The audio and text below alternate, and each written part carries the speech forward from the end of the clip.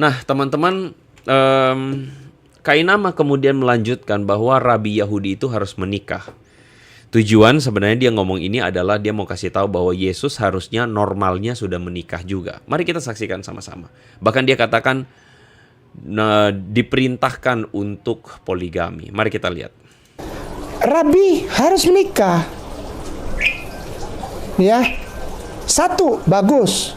Lebih dari 1 lebih bagus. 2 bagus, 4 bagus, 9 lebih bagus. Di Yahudi ya? Di Yahudi Ulangan 21 ya 15 kan ada. Apabila engkau menikah istrimu 2 kan gitu kan. Diajarin. Ulangan 21. Ya paling sedikit 2 gitu. Ulangan 21 15 itu. Paling sedikit 2. Paling sedikit 2. Kasihan kalau 2 itu. Anda lihat ya, dia memberikan sebuah fitnah sekali lagi dengan mengatakan bahwa di dalam hukum perjanjian lama, seorang itu harusnya mengambil istri paling sedikit 2. 1:15 itu. Paling sedikit 2. Paling sedikit 2. Kasihan kalau 2 itu kasihan misalnya. Jadi malah mereka kalau mau punya istri lebih dari 1, nggak pusing mau dicintai kayak enggak. Pokoknya asal mau apa ya, untuk disetubuhi yang boleh. Kalau Islam kan nggak boleh, mesti apa? Adil, mencintai, tidak boleh bikin sengsara. Kalau dia bebas aja. Aduh, saya bingung dengan manusia macam ini ya. Dia mengatakan bahwa Rabi Yahudi di zaman Yesus itu harus menikah. Saya akan berargumen, saya akan mengatakan bahwa Rabi Yahudi di zaman Yesus itu tidak harus menikah. Kenapa demikian? Kalau Anda pelajari konteksnya, sebutan Rabi itu adalah sebutan tidak resmi terhadap semua orang yang menjadi guru pada zaman Yesus. Jadi maksud saya itu gini, kita harus mengerti bahwa struktur Rabi seperti yang kita pikirkan dalam struktur keagamaan resmi, itu baru dimulai sesudah zaman Yesus ya. Pada zaman Yesus, orang disebut Rabi itu bisa siapa saja yang adalah guru ya. Yang adalah seorang guru yang bahkan mungkin tidak berlisensi dalam tanda kutip seperti yang kita bayangkan hari ini. Kayak guru atau siapa itu harus ada lisensinya, ijazahnya.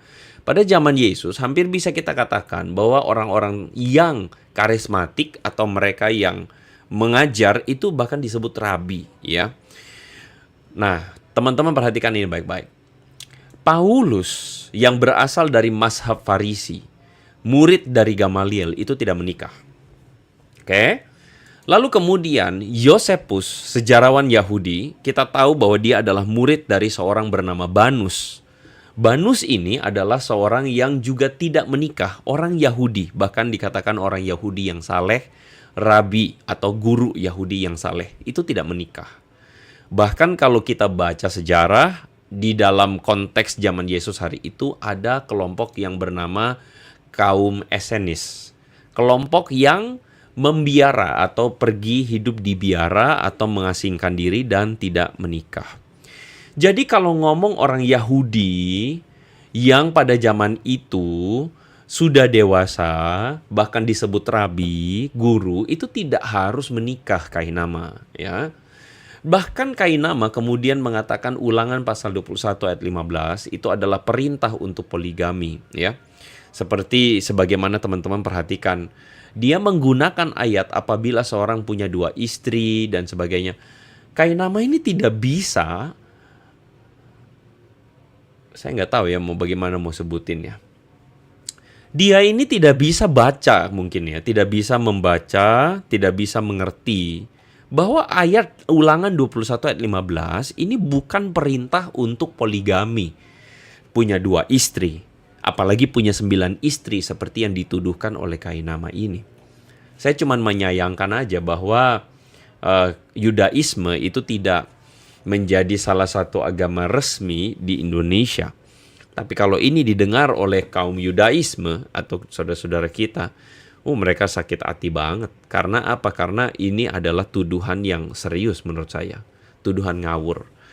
Teman-teman kalau baca Ulangan pasal 21 ayat 15, ini bukan perintah untuk poligami, melainkan ini adalah sebuah aturan kalau didapati ada orang yang mempunyai istri lebih dari satu. Ada 2 orang istri.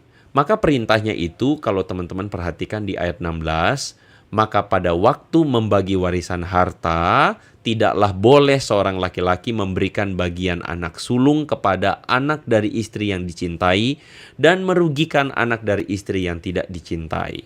Jadi ini adalah justru perintah untuk mengamankan atau menyatakan keadilan kepada orang atau istri atau hak dari seorang istri yang tidak boleh karena alasan dicintai atau tidak terus kemudian dizolimi begitu ya. Nah, jadi ini adalah perintah yang tidak ada urusannya dengan mengharuskan orang supaya poligami seperti perkataan dari si Kainama ini. Ya, jadi ini saya sangat menyayangkan.